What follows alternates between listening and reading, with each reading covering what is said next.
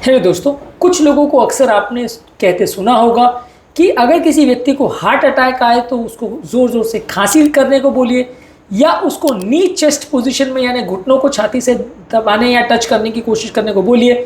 इससे उनको फ़ायदा होगा और हार्ट अटैक पूरा ठीक हो जाएगा, नली पूरी खुल जाएगी।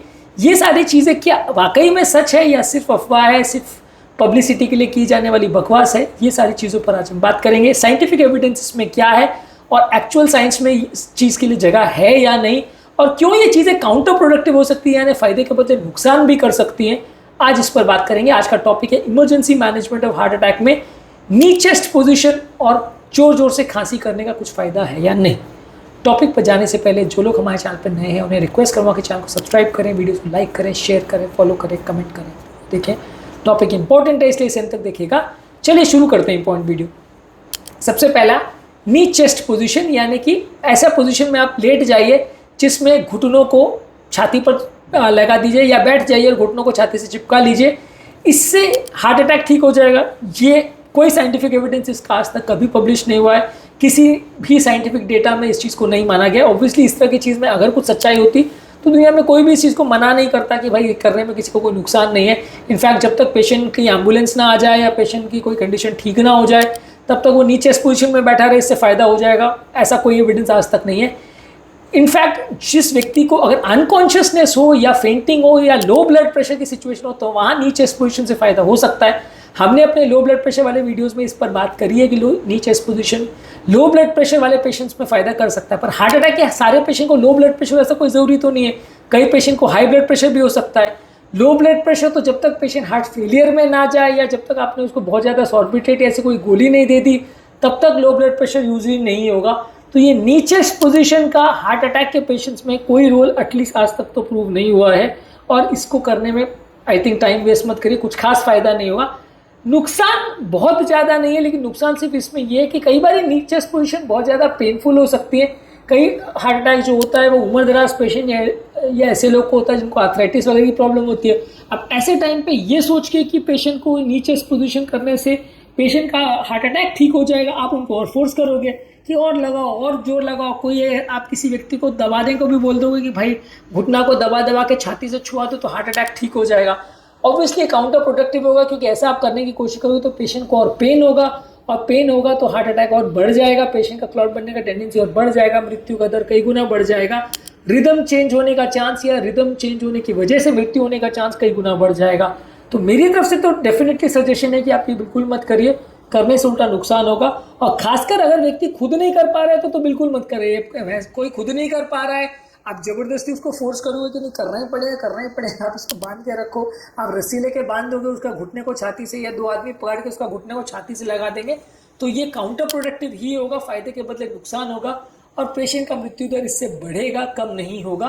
तो इसलिए ये जो लोग फैलाते हैं उनको खुद ही बोलिए कि इसके लिए क्या साइंटिफिक डेटा है, कौन सी किताब में आज तक ये छपा है या किस साइंटिस्ट ने इसको बोला है। यूट्यूब पे वास करने वाले लोग या इधर उधर सोशल मीडिया में कुछ भी कोई बोल सकता है, इस पर कोई बैन नहीं है, मैं भी बोल सकता हूँ, लेकिन मेरी बातों को भी आपको अगर ट्रस्ट करना है या नहीं करना है वो आपके ऊपर है, आप आपका जजमेंट यूज़ कर सकते हैं। किताबों में ढूंढ सकते हैं या नीचे इस पोजीशन का हार्ट अटैक में क्या रिकमेंडेशन है खुद सर्च कर सकते हैं गूगल पे, यूट्यूब पे, सब जगह पे, तो आपको खुद ही मिल जाएगा कि इसके बारे में कोई डेटा है या नहीं।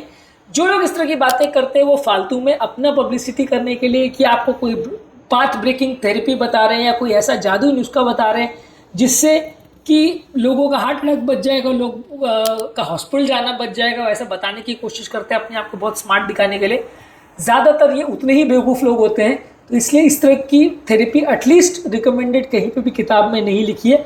हाँ, किसी का अगर लो ब्लड प्रेशर है और लो ब्लड प्रेशर की वजह से अनकॉन्शियस हो रहा है तो इसमें ट्राई कर सकते हैं। इनफैक्ट ये एक और कंडीशन में काउंटर प्रोडक्टिव हो सकता है, क्योंकि नीचे इस पोजीशन में करने से सडन वीनस रिटर्न बढ़ सकता है। आप जब नीचे इस पोजीशन में जाते हो तो पाँव का ब्लड सप्लाई हार्ट की तरफ बढ़ सकता है। कई हार्ट अटैक के पेशेंट इससे हार्ट फेलियर में जा सकते हैं, क्योंकि उस समय हार्ट बहुत स्टिफ हो जाता है और हार्ट की पंपिंग कैपेसिटी बढ़ सकती है, तो लंग्स में पानी भरना चालू हो सकता है, इससे भी व्यक्ति की मृत्यु दर बढ़ सकती है। और इसके अलावा अगर व्यक्ति का ब्लड प्रेशर मान लीजिए ऑलरेडी हाई है, क्योंकि हार्ट अटैक में 30 से 40% लोग का ऑलरेडी होता है कि ब्लड प्रेशर ऑलरेडी हाई होता है, तो बीपी और शूटअप कर सकता है, जिससे ब्रेन में भी व्यक्ति को स्ट्रोक हो सकता है या ब्रेन में ब्लीडिंग हो सकती है, बीपी 200-250 पहुंच सकता है। खासकर अगर ऐसे व्यक्ति को आप फोर्स कर करके अगर उसको घुटने दबाने की कोशिश करो तो पेन होगा, पेन से ब्लड प्रेशर और बढ़ेगा, पेशेंट को लकवा होने का चांस या ब्रेन में ब्लीडिंग होने का चांस भी बढ़ जाएगा। तो यानी 3-4 तरह के नुकसान है। एक तो पेन बढ़ेगा, पेन से क्लॉटिंग टेंडेंसी बढ़ेगी। दूसरा, अगर हाई ब्लड प्रेशर तो और बढ़ जाएगा, हार्ट अगर स्टिफ है तो और बढ़ जाएगा, रिदम का चेंजेस होने का चांस बढ़ जाएगा। फ़ायदा कुछ नहीं होने वाला, इसलिए इसको ट्राई मत करिएगा, काउंटर प्रोडक्टिव होने का चांस ज़्यादा है। दूसरी चीज़, जोर जोर से खांसी करिए। अगर आप किसी को हार्ट अटैक आया तो जोर जोर से खांसी करने से फ़ायदा होगा। देखिए, इसके मामले में भी जो कफ सीपीआर वाला जो कॉन्सेप्ट है, ये सिर्फ वेंट्रिकुलर फिब्रिलेशन में वर्क करता है, या उसमें भी रेयरली वर्क करता है, उसमें भी कोई गाइडलाइंस नहीं कहती है। हाँ, जिस जमाने में लोगों के पास सीपीआर के लिए कुछ टेक्निक नहीं थी, या जिस जमाने में लोगों के पास डिफिब्रिलेटर मशीन नहीं होती थी, तब लोगों को बोला जाता था कि खांसी करो, इससे आपका रिदम ठीक हो जाएगा। पर प्रैक्टिकल बात यह है कि वर्क करता है कार्डियक अरेस्ट में, पर कार्डियक अरेस्ट में विद इन 2 या 3 सेकंड पेशेंट अनकॉन्शियस हो जाता है, तो वो खांसी करेगा कैसे? अगर वो अनकॉन्शियस हो गया पेशेंट, तो अब अनकॉन्शियस पेशेंट को हिला हिला के तो खांसी नहीं करवा सकते। पेशेंट खांसी करने की अवस्था में ही नहीं होता ज़्यादातर, क्योंकि जब भी पेशेंट को कार्डियक अरेस्ट होता है, अरेस्ट और अटैक में फ़र्क है। अरेस्ट का मतलब ये कि हार्ट बंद हो जाना, अटैक का मतलब है नली बंद हो जाना। तो हार्ट अटैक में इसका कोई रोल नहीं है, कार्डियक अरेस्ट में इसका रोल है। पर कार्डियक अरेस्ट में भी रोल तब है जब पेशेंट कॉन्शियस ओरिएंटेड हो और वो खांसी कर सके।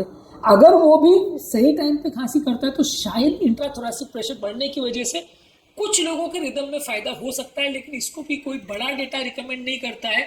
और इसके मामले में बस वैसे ही जैसे पहले ज़माने में होता था ना कि अगर किसी को हार्ट अटैक है तो जोर से छाती में मुक्का मार दो, उसको थंब कार्डियोवर्जन बोलते थे, जो आजकल सब जगह मना हो गया कि आजकल सब जगह ऐसा बोला जाता है कि जब कुछ भी नहीं हो तो ट्राई कर सकते हो, पर अदरवाइज इसको कोई रिकमेंड नहीं करता। तो वैसे ये है कि ये जब कुछ भी नहीं हो तो ट्राई कर सकते हो, लेकिन ये कोई रिकमेंडेड नहीं, और ये हार्ट अटैक का थेरेपी नहीं है। ज़्यादातर जहाँ आपको ये ऑनलाइन या ये सब जगह पे बोला जाता है, इसको हार्ट अटैक का थेरेपी बोला जाता है, हार्ट अटैक का थेरेपी नहीं है। हार्ट अटैक के 5 से 10% पेशेंट में मृत्यु का जो सबसे बड़ा कारण होता है वो कार्डियक अरेस्ट है, वहाँ पे यूज़ कर सकते हैं, पर कार्डियक अरेस्ट में मदद करेगा।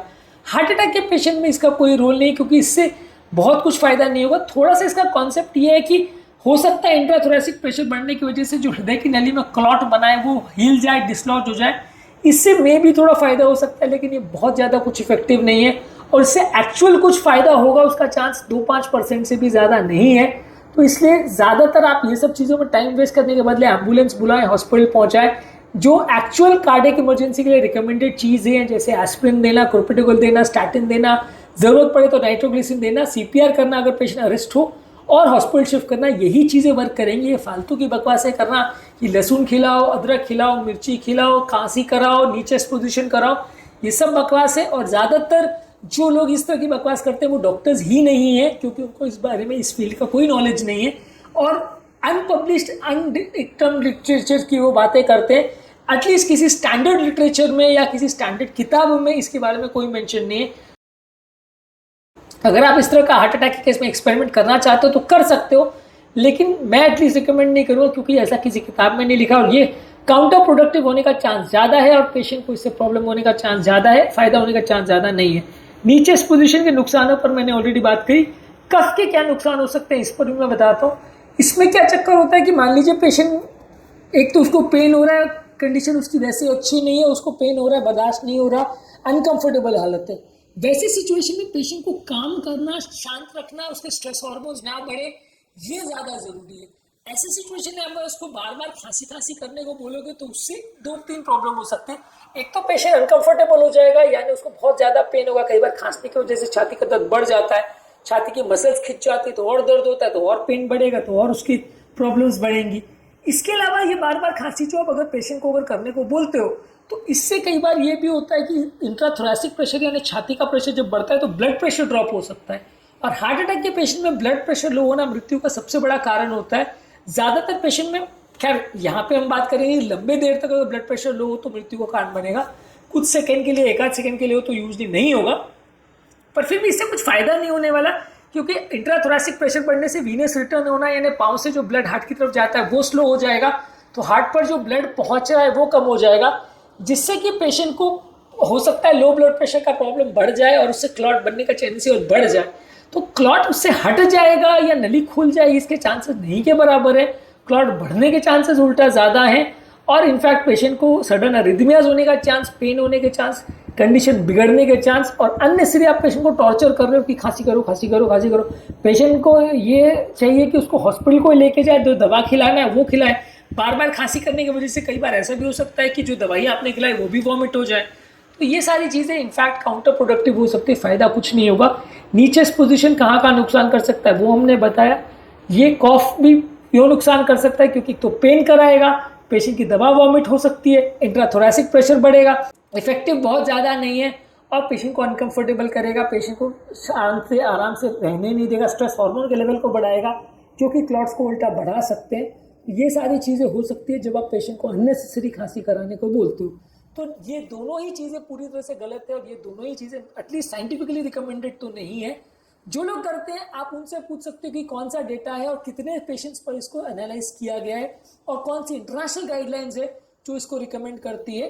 अगर वो साबित कर सकते हैं और इस तरह की गाइडलाइंस लेके आ सकते हैं जहाँ पे किसी रिलायबल सोसाइटी जैसे American cardiothoracic society, European cardiothoracic society या इंडियन कार्डियोथोरेसिक सोसाइटी, किसी ने इसको अगर रिकमेंड किया हुआ है तो आप इसको मान सकते हैं। पर ज़्यादातर एटलीस्ट मेरे नॉलेज में तो ऐसी कोई भी गाइडलाइंस इन चीज़ों को रिकमेंड नहीं करती। हाँ, ट्राई करके देख सकते हैं, शायद फ़ायदा हो जाए, पर ये सारी चीज़ों से फ़ायदा कम नुकसान ज़्यादा होगा। ये सारी चीज़ों में टाइम वेस्ट बिल्कुल मत करिए।